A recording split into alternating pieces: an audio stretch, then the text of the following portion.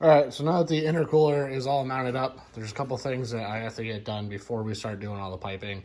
So the new turbo housing came in for the turbo. So we're gonna get that turbo pulled off. We'll get the T3, T4 adapter put on because this is T3 and that is T4. Get the turbo with the new housing on in place, and that way the spacing and everything will be all set for the hot side pipe and the air intake. And then I'm gonna pull off this plate. These two mounting holes, the one here and the one here for the fuel lines connect there, they're all stripped out. So I'm gonna take that plate off and put some threaded inserts in there and get that all fixed. Just now's the time to do it. So start with that.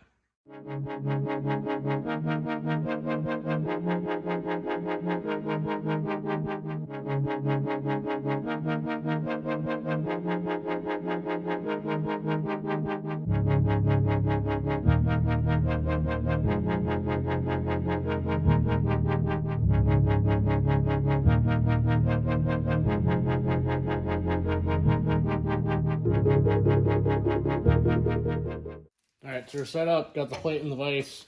I'm gonna be using this style insert, which I've done some other videos on before, just my preferred way of doing it.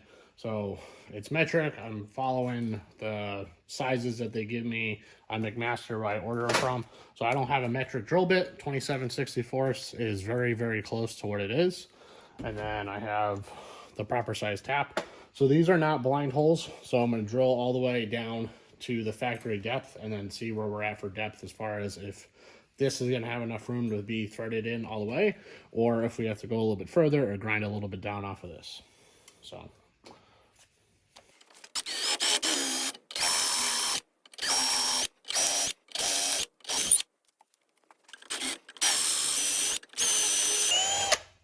right there, you can tell right when it bottoms out.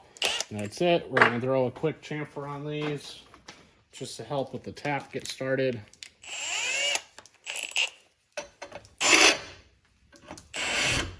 A little bit of oil, tap it through. And this should tap real easy because it's just aluminum.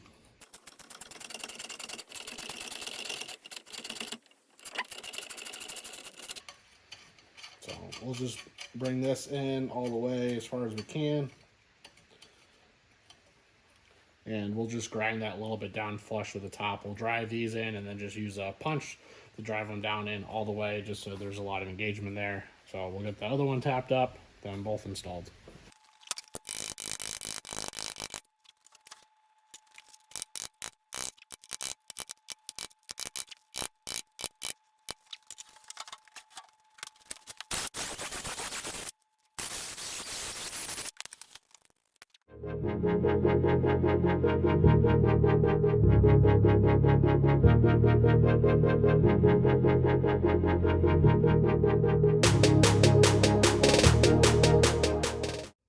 So I got those inserts put into the intake plate back on. I got the fuel lines on just in place and the throttle bracket, so I know what I need to work around for the intercooler piping. We don't have the pump back, but that's not a big deal because it sits inside of the frame of everything. Can't put the turbo on yet. I have to grind down the bolts because they're about a 1/4 inch or so too long to work with the steed speed. So we'll get those milled down and in place and start working on the intercooler piping for this side. So I got the flange in, bolted in place. I got the elbow. Elbow's gonna go something like that. First thing that I noticed is that this has to be clearanced out here to make room for the elbow. That's not a huge deal. And then I'm gonna end up just doing a set of brackets off of the elbow itself that will attach this bracket. I'm not gonna go through with both of these because this is gonna end up kind of going off at an angle, something a little weird. I'm gonna have to kind of get creative with some hardware and stuff like that, but I'm gonna get this notched out first because that way I can actually get everything set in place.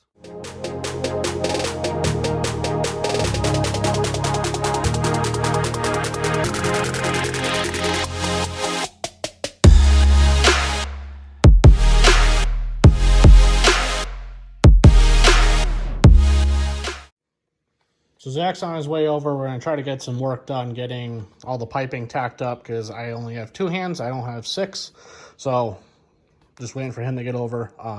Originally, we're going to use this elbow, which is off of Zach's red truck originally, I believe. This is a second gen elbow, which isn't 90 degrees. It's a little bit in between. And then I had this one laying around. This is off of 15 liter ISX Cummins. That is a 90 degree, huge outlet, but the 3.5 inch pipe would actually fit inside of it and wouldn't be that bad to weld up. But it takes up a lot of room that we don't have. So a first gen turbo outlet is a perfect 90. However, the end is smaller and that's way too small, but the tube fits great onto this one. So I think what we're going to do is we're going to hack up both of these and then weld this flange onto here to give the pipe a good spot to connect to, and then hopefully we can continue getting everything else done.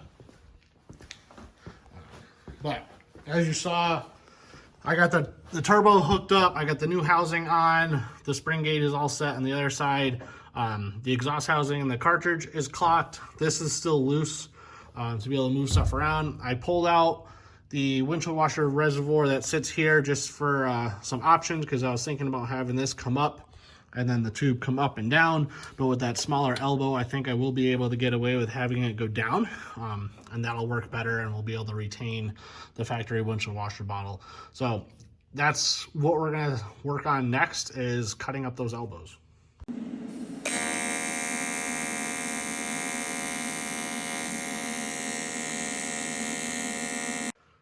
All right, so what we ended up doing was cutting the hose connection off of the second gen elbow, welding that onto the first gen elbow because the 3.5 inch pipe lined it up better with the second gen flange. That's all tacked on, the boot is on, and now we just need to make a short hose or a short pipe that connects these two, and the turbo's clocked, and this side is getting there.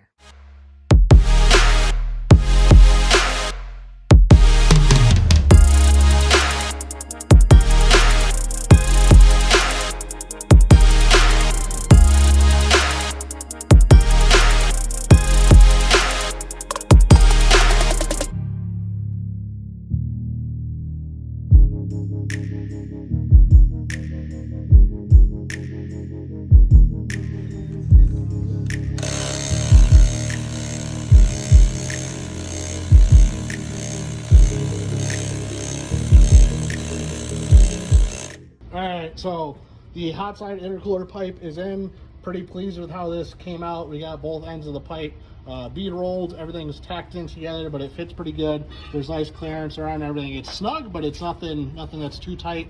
And I was able to do it by just cutting a 90 in half, which worked out even better. So now we're going to work on that side.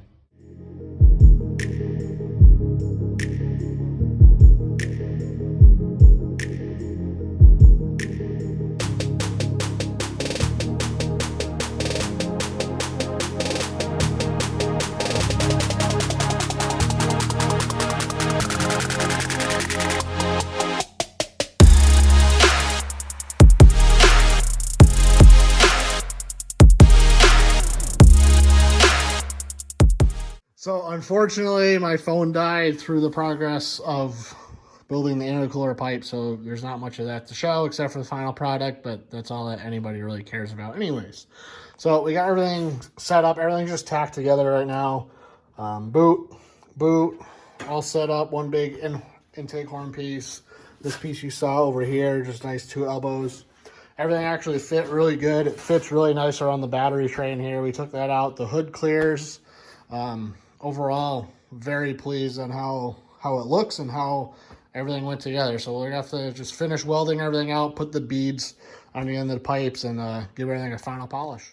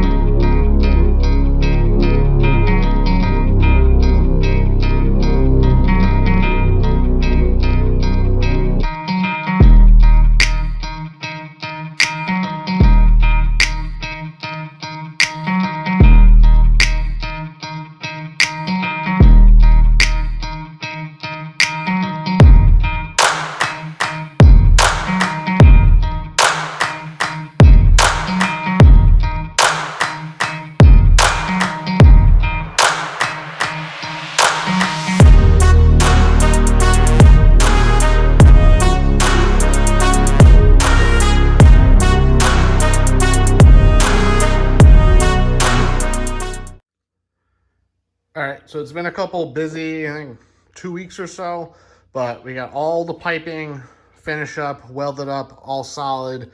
All the brackets are finished and painted. The intercooler is all finished and painted. I ended up making a bracket across the bottom that'll hold the grill.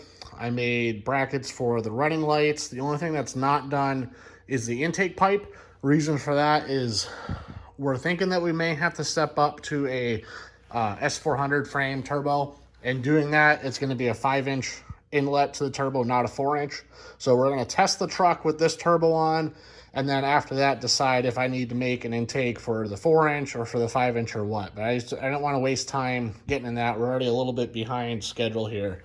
So we're going to get all this button back up together. I got the hood latch set. I cut out that, so I have to put a patch panel in there, but that's pretty straightforward. Give the radiator support a fresh coat of paint, and that's going to be done. But this is going to wrap it up for this video. I will go into more detail on everything. I know I kind of went quick through a lot of this stuff with just a bunch of time lapses and didn't explain a lot of it real in depth. But as we're putting the truck together, I'll explain everything a little bit more at that point, but you're gonna have to wait till the next video to see that and see this thing go together for the last time as far as the intercooler setup. So make sure you stay tuned, subscribe, so you'll be right in line to see that next video when it comes out. So thank you guys.